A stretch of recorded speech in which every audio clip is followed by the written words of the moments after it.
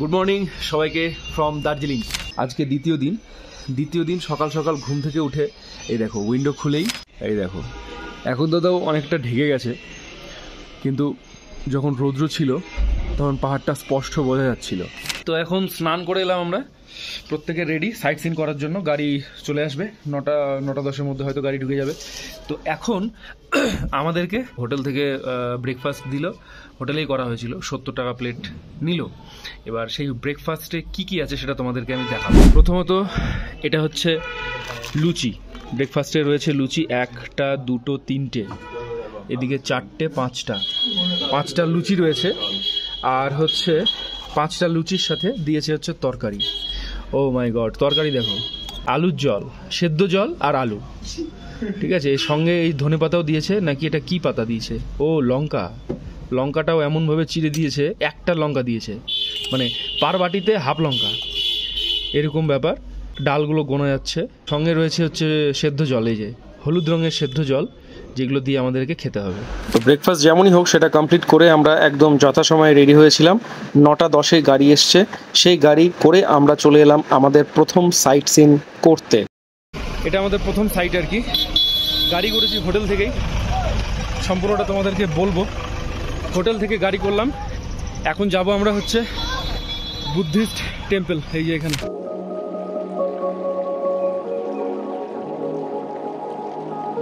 সিঁড়ি দিয়ে উঠে সামনে এইরকম একটি মনুমেন্ট, চারিদিকটা খুব সাজানো গোছানো, পরিষ্কার পরিচ্ছন্ন এবং নিরিবিলি। পরিবেশটি এতটাই শান্ত, এতটাই শীতল এবং এতটাই নির্ঝুম যে প্রতিদিনের ব্যস্ততা এবং প্রতিদিনের চঞ্চল মনকে মুহূর্তের মধ্যে শান্ত এবং খুশি করে তুলবে। এটা হচ্ছে জাপানিজ টেম্পল।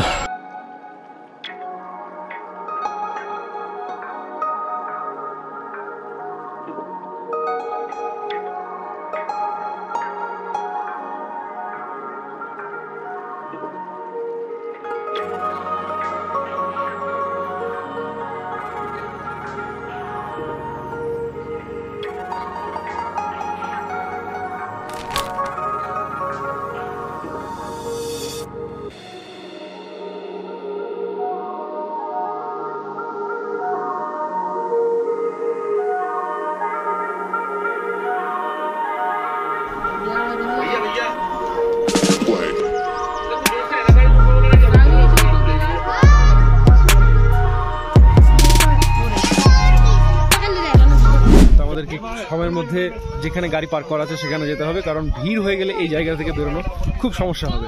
কালকে থেকে এই গড়ান ওঠা নামা করতে করতে সত্যি মানে অবস্থা খারাপ হয়ে যাচ্ছে, পাটা থামছে না, এই দেখো পা থামছে না।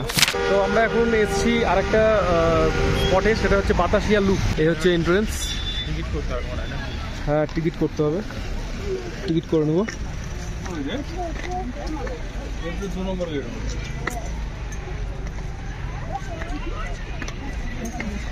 এই যে এখানে টিকিট করছে, টিকিট কাউন্টার এটা। ও ভাই সিনারি দেখো, বিগি দাঁড়া, অসম।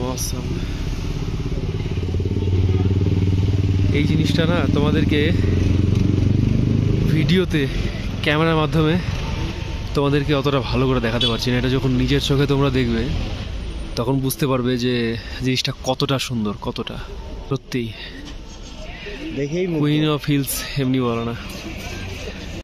তো বন্ধুরা, বাতাসিয়া লুপ উঠতেই এইরকম একটি মনোরম দৃশ্য চোখে পড়লো, এবং এই হচ্ছে বাতাসিয়া লুপ। সিঁড়ি দিয়ে উঠেই সামনে রয়েছে টয় ট্রেন, পুরো জায়গাটাতে গোল করে ঘিরে রয়েছে বিভিন্ন দোকানপাট। এগুলোতে কত টাকা করে লাগবে দেখতে? 50 টাকা। দেখবি নাকি?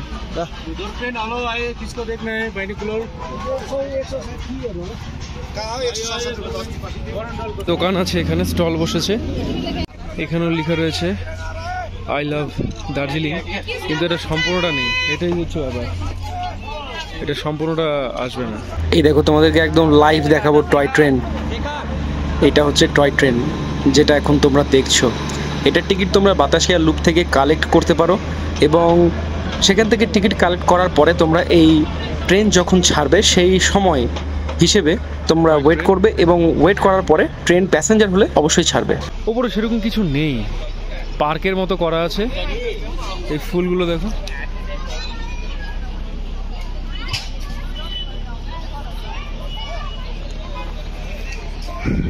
Flower garden. আর এই জায়গাটাতে একটা স্ট্যাচু করা আছে, একটা বড় গম্বুজ করা আছে। এই তো এই জিনিস, এটা হচ্ছে টয় ট্রেনের পাট্রিটা যেটা দেখছো আর কি, লাইন। চারিদিকটা দেখতেই পাচ্ছ, বিশেষ করে এখানে একটা টয় ট্রেন আছে। টয় ট্রেনটা এরকমভাবে এইভাবে রাউন্ড দিয়ে এই রুট ধরে সোজা এরকমভাবে গিয়ে নিচে নেমে তারপরে আবার ঘুরে এসে এখানে দাঁড়ায়। তো এটা হচ্ছে বেসিক একটা জিনিস।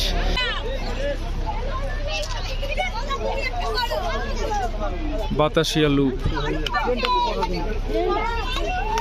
আমরাও অ্যাকচুয়ালি লুপে পড়ে গেছি, ঠিক আছে। তো বেসিক্যালি এখানে এসে 50 টাকা দিয়ে টিকিট কেটে ঢোকার আমার তো মনে হয় না যে কোনো ভালো কিছু দেখার মতো আছে।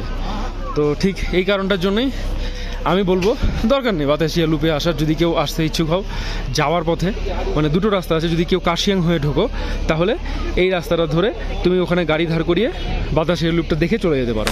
তোমাদের জন্য জায়গাগুলো ঘুরে ঘুরে রিভিউ করে দিচ্ছি যেন তোমাদের অসুবিধা না হয়। আমরা যেরকম সানরাইজ দেখতেই যাইনি, কারণ প্রথম কথা ভাই এখন মনসুন চলছে। এবার মনসুনের সময় সানরাইজ দেখাটা 99% ক্ষেত্রে হয় না দেখা। পেছনে আমার যেটা দেখতে পাচ্ছ সাদা হয়ে আছে, এটা মেঘ। এ দেখো মেঘ, দেখো উপরে চলে এসছে মেঘ। আরও যে স্পটগুলো আছে সেই স্পটগুলো আমরা ঘুরবো, ঘুরে কেমন সেটা তোমাদেরকে রিভিউ দেবো। যদি তোমরা দার্জিলিং আসো বা আসবে বলে যদি ভাবো, তাহলে এই স্পটগুলো যেতে পারো, যেই স্পটগুলোতে আমরা যাচ্ছি, এবং কতটা কি স্যাটিসফাইড বা কতটা কি লাভজনক যাওয়াটা সেটা আমি তোমাদেরকে সম্পূর্ণটা বলবো। তাই আমি তোমাদেরকে বলছি ভিডিওগুলো সম্পূর্ণটা দেখবে, ইনফরমেশন তো অবশ্যই থাকবে।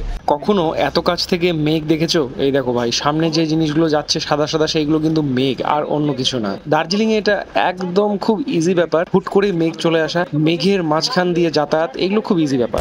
নেক্সট ভিউ পয়েন্ট সেটা হচ্ছে এই দেখো, সামনে দিয়ে ট্রেন লাইন চলে গেছে, টয় ট্রেনের আশপাশটা দোকান। এটা হচ্ছে ডানগন বুদ্ধিস্ট মনেস্ট্রি আর কি, অনেক বড় নাম। এই হচ্ছে তার সামনের ফ্রন্টটা। ভেতরটাতে এইরকম অনেক স্টল রয়েছে। এটা হচ্ছে বুদ্ধের মন্দির, যার ভেতরে আমাদের অনেকেই গিয়েছে। জুতো খুলে ঢুকতে হবে, আর জুতো খুলতে পারবো না বলেই আর কি ভেতরে ঢোকা হলো না। এই মনস্ট্রিতে গেলাম, এই মনস্ট্রিটাতেও সেরকম কিছু নেই। এই জায়গাটা ভেতরে ঢুকতে দিচ্ছে কিন্তু ক্যামেরা অ্যালাউ নেই। আর প্রথম কথা, দ্বিতীয় কথা, কনস্ট্রাকশনের কাজ চলছে, যার জন্য আরও কিচ্ছু দেখার নেই, শুধু এই দোকানপাটগুলো আছে এইখানে। সত্যি কথা বলতে এটাও লস। এটা হচ্ছে দার্জিলিংয়ের মেন মার্কেট। এই জায়গাটার নাম হচ্ছে চক বাজার, ঠিক আছে। এটা হচ্ছে দার্জিলিংয়ের মেন মার্কেট। দোকানগুলো দেখো চারিদিকে, শুয়ের স্টলগুলো, এখানে শর্ট প্যান্টের স্টলগুলো।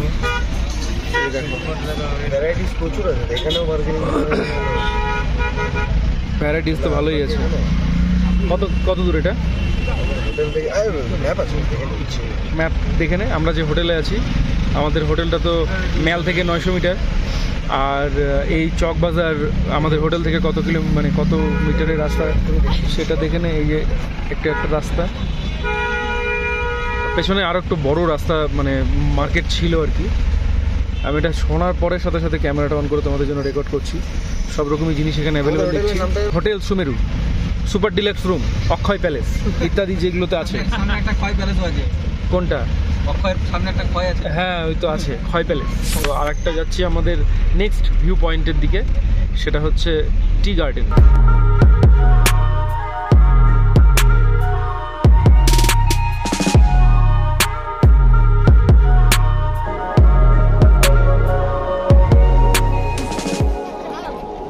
তো আমরা আরেকটি ভিউ পয়েন্টে চলে এসেছি, সেটা হচ্ছে টি গার্ডেন।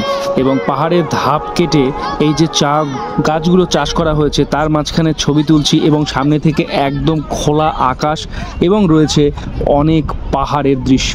এটি একটি দারুণ সুন্দর জায়গা।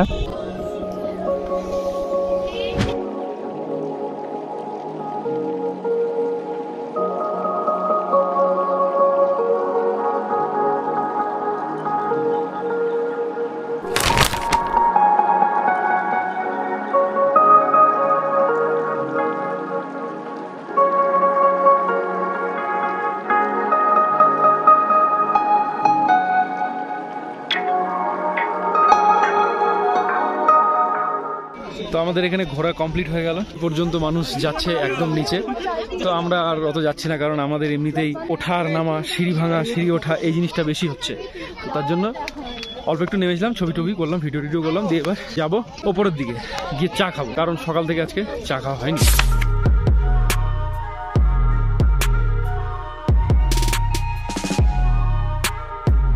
এখানে পরপর সব টি স্টল রয়েছে, এখানে পরপর সব টি স্টল রয়েছে। আর আমরা 10 জনই এখানে রয়েছি আপাতত। আর এসে প্রত্যেকেই চা কিছুটা নিলাম, আমি নিলাম, বিকি নিল, প্রত্যেকেই নিয়েছে চা। আর এখান থেকে চাও খাবো। তো দাম বিভিন্ন রকম দামের আছে, এটা 150 টাকা, 60 টাকার আছে, 150 টাকার আছে, 250 টাকার আছে, 200 টাকার আছে। এবং এখানে একটা সিস্টেম আমি দেখলাম, তোমাদের সাথে সেই সিস্টেমটা সম্পর্কে কথা বলবো। তো এই পেছনে যে চেরি কালারের গাড়িটা দেখতে পাচ্ছ, সেটা হচ্ছে আমাদের গাড়ি। এই গাড়ির সাথে দোকানদারদের একটি কন্ট্যাক্ট থাকে, যে গাড়িটি যে স্টলের সামনে দাঁড়াবে সেই স্টল থেকেই তুমি কিনতে পারবে, অন্য স্টল থেকে তোমাকে সেল করবে না। আমাদের যেরকম এই চেরি কালারের গাড়িটা ছিল, একদম 22 নম্বর স্টলে দাঁড়ালো, বলে দেবে যে হ্যাঁ এই স্টল থেকে তোমাদেরকে কিনতে হবে, তাছাড়া কোনো উপায় নেই। আর দাম সব জায়গাতেই কম বেশি একই আছে।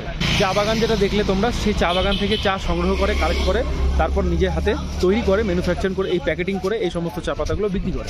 3টে প্যাকেট নিলাম, বাড়ির জন্য নিয়ে যাচ্ছি। দেখা যাক কতটা কি ভালো হয়, খেয়ে দেখি। এখন চাটা খাবো, খেয়ে দেখবো কীরকম লাগে।